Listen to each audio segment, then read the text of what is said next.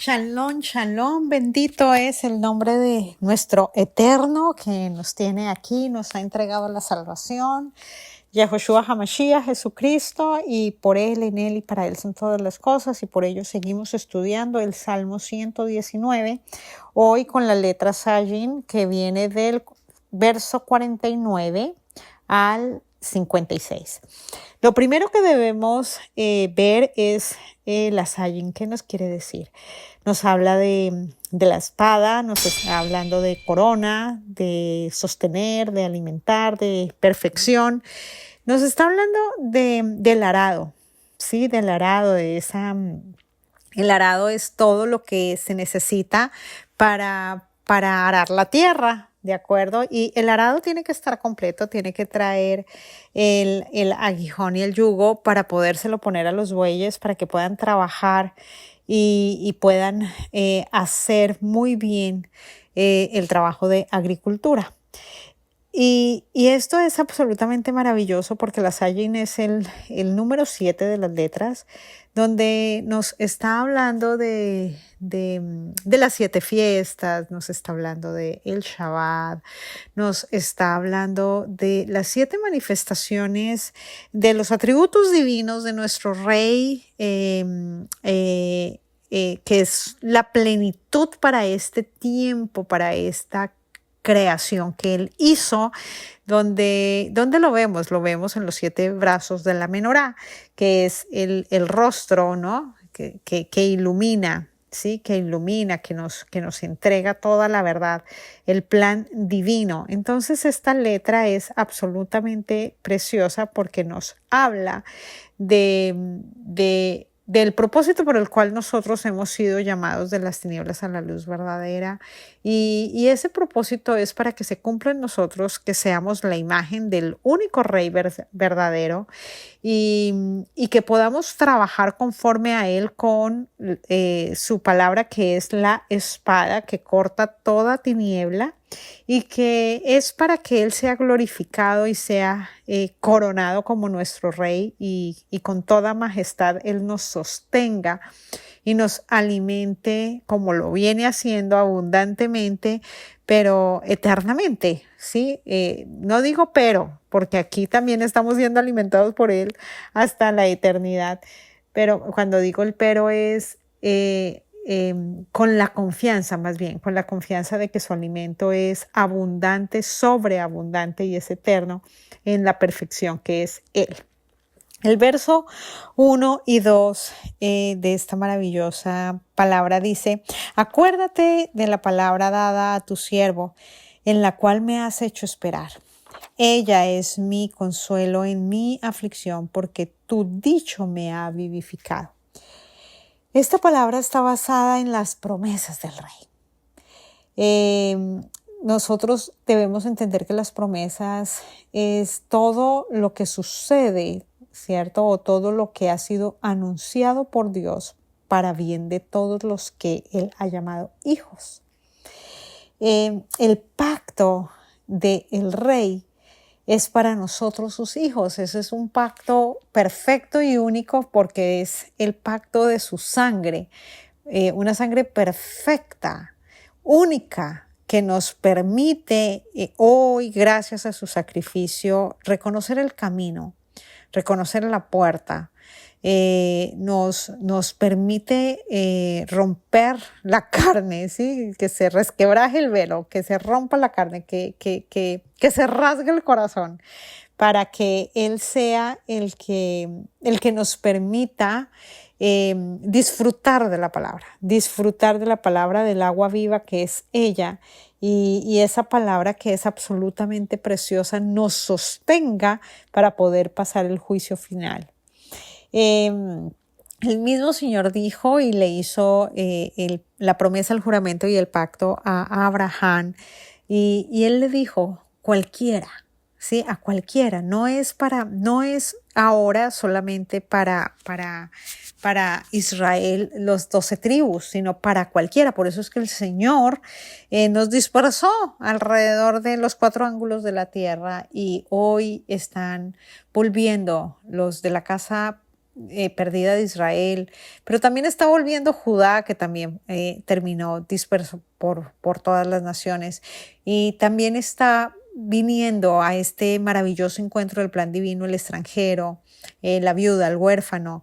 Por eso es tan maravilloso el que Él nos haya abierto el camino, porque hoy no hay preferencias, hay primogénitos, no, el Señor está dando un regalo maravilloso para que nadie se pierda, para que todos procedan al arrepentimiento gracias a la fidelidad de Él, porque Él es fiel en gran manera. Y Él está haciendo que ese pacto sea visible. Y es visible cuando en nosotros se cumple el mandamiento. Él es el que está haciendo que en nosotros se cumpla el mandamiento. Él es el que está haciendo que lo podamos vivir. Él es el que está haciendo toda la obra. La obra la hizo Él y Él la está poniendo en cada uno de nuestros corazones. Entonces sus promesas nos quieren favorecer. Y nosotros debemos saber que todos los que entramos al pacto del rey, pues no tenemos ninguna ventaja porque nosotros somos, pues literalmente, muy bendecidos por la gracia del rey, ¿cierto? Muy bendecidos para que Él haga esta obra tan maravillosa y aparte de nosotros toda iniquidad y nos llene tanto de su presencia que podamos disfrutar de esta escogencia, podamos sostenernos en lo que significa ser escogidos del Rey. Entonces, toda promesa de Dios tiene la garantía que Él la cumplirá y eso es un regalo maravilloso saber que es por Él, que es por su grandeza, que es por su poder que podemos estar aquí confiados, que lo que usted y yo necesitamos es doblegarnos ante su presencia, someternos ante su plan, aprender a honrar lo que es una cabeza levantada, aprender a honrar quien me acompaña en el proceso, para que yo después desde esa honra que entregué pueda recibir esa honra de poder yo ser una cabeza levantada y acompañar a alguien en su proceso. Y esos sometimientos son el plan divino del Señor. ¿Por qué? Porque el adversario no se pudo someter, no lo soportaba de ninguna manera. Como ya lo he dicho, toda promesa de Dios tiene la garantía de que Él mismo la cumplirá. Vamos juntos, por favor, a Hebreos 6, del 17 al 20. Se puede leer, pero voy a leer 17 y 18. Por lo cual, queriendo Dios mostrar más abundantemente a los herederos de la promesa la inmutabilidad de su consejo, interpuso juramento, para que por dos cosas inmutables, en las cuales es imposible que Dios mienta, tengamos un fortísimo consuelo, los que hemos acudido para asirnos de la esperanza puesta delante de nosotros. Aleluya. Cuando nosotros nos sometemos, hay esperanza. Cuando nosotros vivimos las experiencias que son necesarias para que el Evangelio tome lugar en nosotros y de nosotros para con otros, hay esperanza de resurrección. Segunda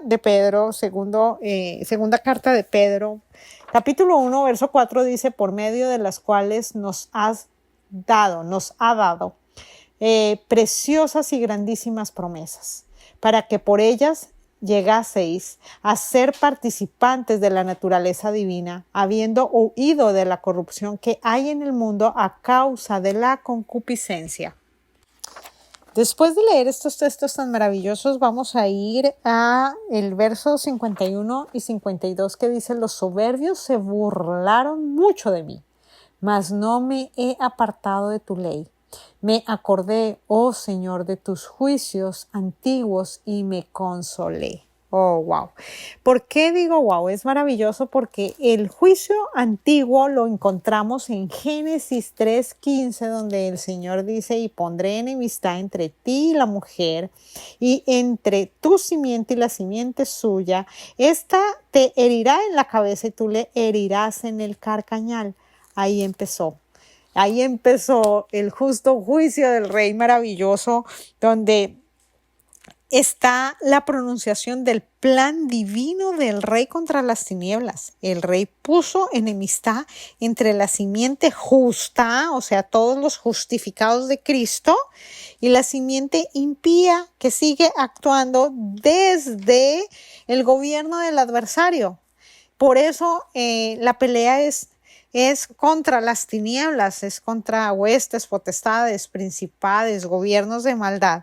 Y nosotros estamos diseñados para entender que si la simiente de Mashiach está en mí, pues está derrotado el adversario. Y toda burla en contra del Señor, pues quedará derrotada, porque de Él es la venganza. Nadie se puede burlar del plan divino de Dios. El plan divino está diseñado para ser cumplido. Vamos ahora a el verso 53. Horror se apoderó de mí a causa de los inicuos que dejan tu ley. Aquí hay algo muy profundo, y es que el mismo Señor dice que el perro vuelve a su vómito. Ese es un inicuo. El que está fuera, ¿cierto? El Señor en su palabra compara a los que están fuera del orden, del gobierno, de la verdad, con los perros. ¿Y por qué? Porque en la época antigua los perros estaban fuera de la casa, y nosotros somos ese templo, esa casa del Señor. Entonces, estar fuera del gobierno del Señor es una casa que no honra el orden divino. Pero cuando nosotros venimos al orden del Señor, nos ponemos en legalidad total. Cuando una persona no se quiere poner en legalidad total y en sometimiento a la verdad, entonces se porta como un inicuo, ¿sí? Y es como que uno queda sorprendido y dice, pero él hablaba del Señor, él mostraba las virtudes del Rey, sus actitudes parecían, pero realmente no eran. Realmente no eran, y uno queda sorprendido, pero uno sabe literalmente que la obra es del Rey, y que el Rey es el que la perfecciona en cada persona, y es el que se encarga de sacar lo oculto y lo escondido en el corazón, y de hacer que cada quien cumpla el propósito por el cual el Señor lo puso aquí en la tierra. El verso 158 del Salmo 119 dice de esta manera.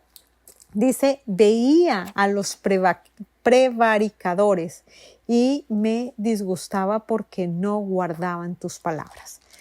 Son ellos, ¿sí? Así como lo está diciendo, el inicuo es un prevaricador, o sea, que pervierte la verdad. Que como no soporta el someterse, como no soporta el estar conforme al orden del Señor, porque no quiere honrar al Rey. Entonces, el someterse para que sean expuestas las tinieblas y Él las pueda resistir conforme al plan divino de Dios, gracias a que obedece la palabra del Señor, y ellas tienen que huir. Pero como no quiero que se exponga algo que lo único que hace es mantener guardado todo un engaño, entonces se pervierte el consejo, se pervierte la verdad, se distorsiona la verdad, ¿cierto? Y lo peligroso de ello es que al pervertirse sin darse cuenta, incita a otras personas a fallar. Y eso se llama insensatez. Y eso es un tema de deshonra al plan divino. Por eso nosotros que estamos aprendiendo a conocer la verdad del Rey, nos sometemos. Señor, esto no lo entiendo, esto no lo logro comprender. Necesito aprender a discernir tu palabra. Necesito aprender, Señor, a no sacar la palabra de contexto, Señor, y a saber que ella se interpreta en sí misma, Señor, y que yo necesito a ser educado por ti para saber a qué se refiere tu palabra y qué es lo que tú me quieres educar. Eso es un sometimiento, ¿cierto? Y no dudes que en este caminar de siervo del Altísimo, donde tú te estás sometiendo al Señor y donde tú estás queriendo honrarlo a Él, te vas a encontrar con muchas personas que quieren pervertir el consejo. Y por eso es tan importante que tengas clarísima tu identidad de reino y sepas qué significa ser hijo, qué significa que el Señor abrió el camino, qué significa que lo que Él abre nadie lo puede cerrar, lo que Él cierra nadie lo puede abrir. ¿Qué significa atar? ¿Qué significa desatar? ¿Qué significa todo este pacto, este juramento y estas promesas que el Rey nos ha dado? Por eso es que diariamente estamos en su presencia estudiando todo ello para saber que con el que primero me tengo que enfrentar es conmigo mismo, ¿cierto? Tener cuidado de mí mismo para que yo no crea que yo esté firme, sino que en mi sometimiento, en esa humillación, Él se perfecciona. Él se perfecciona para que sea glorificado Él y su palabra, su nombre y su palabra. En 2 Corintios 12, del 20 al 21, dice así: pues me temo que cuando llegue no os halle tales como quiero, y yo sea hallado de vosotros cual no queréis, que haya entre vosotros contiendas, envidias, iras, divisiones, maledicencias, murmuraciones, soberbias, desórdenes, que cuando vuelva me humille Dios entre vosotros. Wow. Y quizás tenga que llorar por muchos de los que antes han pecado y no se han arrepentido de la inmundicia y fornicación y lascivia que han cometido. Este texto es absolutamente precioso porque cuando tú trabajas para el Rey, tú empiezas a tener aflicciones por el Evangelio. Y es para que en otros nazca la luz y en otros se establezca el fundamento y en otros se establezca el plan divino del Señor. Pero lo que no deja que en una persona se establezca la verdad es la división, el que como su corazón está dividido de la verdad, divide, ¿cierto? Como no sabe ir cara a cara a hablar conforme, al ponerse a cuentas, entonces hay murmuración. El querer tener el control genera soberbia, ¿cierto? Y eso hace desorden. Entonces, cuando yo todavía tengo un desorden del orden de Dios, ¿sí? Como que lo tengo desordenado, como que no logro comprender el orden de Dios, entonces me hago partícipe de desorden. Y así vamos a encontrar personas. Entonces, por eso es que si nosotros estamos conforme al orden de Dios, podemos ayudar a otros a venir a ese orden del Rey. Filipenses 3:18 dice, porque por ahí andan muchos, de los cuales os dije muchas veces y aún ahora lo digo llorando, que son enemigos de la cruz de Cristo. ¿Quién es un enemigo de la cruz de Cristo? Alguien que le cuesta mucho morir a la carne. Alguien que le cuesta mucho morir a pensamientos, a acciones que tenía desde antes de venir a Cristo, alguien que le cuesta muchísimo reconocer que necesita ayuda, alguien que le cuesta muchísimo la reprensión, porque la reprensión es contra las tinieblas, o le cuesta muchísimo la exhortación, o duda mucho del consejo y es difícil. Entonces, el Señor nos está llamando a todos a libertad.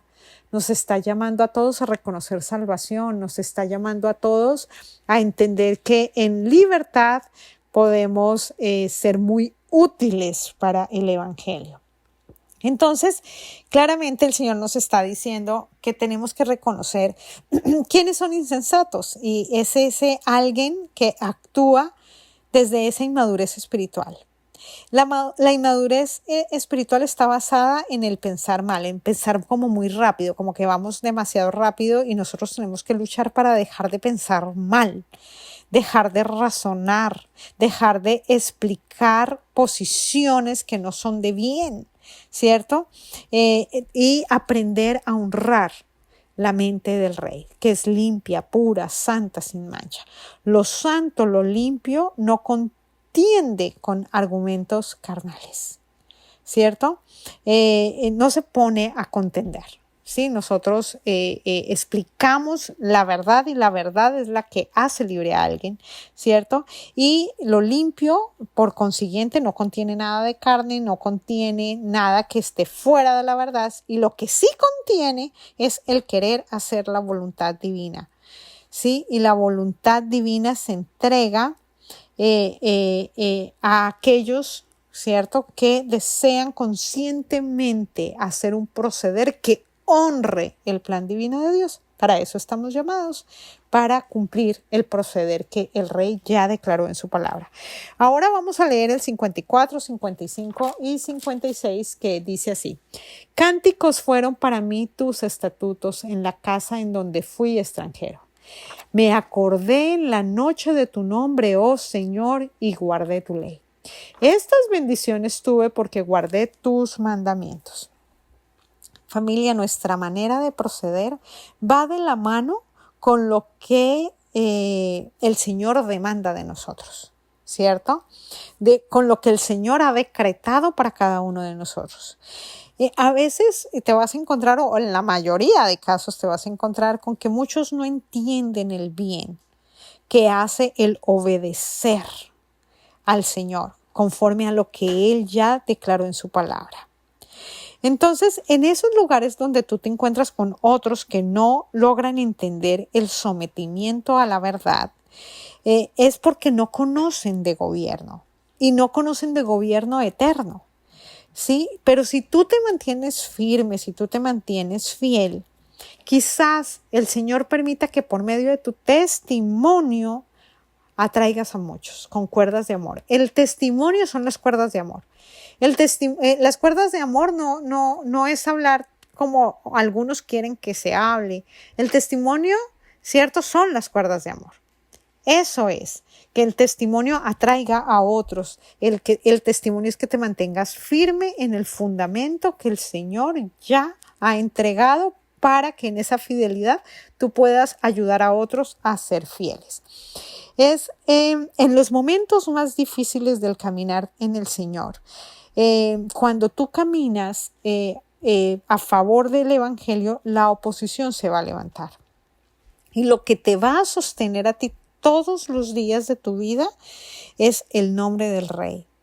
Entonces, saber que Él tiene el control de su propio plan es conocer su nombre. Sí, conocer su nombre es dejarle el control al Rey y preguntarle al Rey: Padre, aquí cómo obró, aquí cómo reaccionó, aquí de qué manera procedo, Señor. Entonces, algo maravilloso es que si en ti o en mí se injertó el plan divino de Dios y se plantó en mi interior su fundamento, eso va a hacer que me alcancen sus promesas. Por consiguiente, me alcance su consuelo. Y su consuelo es una mente como la del Rey. La mente del Rey que gobierne todo mi ser es lo que hace que yo sea un testimonio de verdad. Una persona que honra la presencia del Ruach HaKodesh, del Espíritu Santo. Shalom, shalom.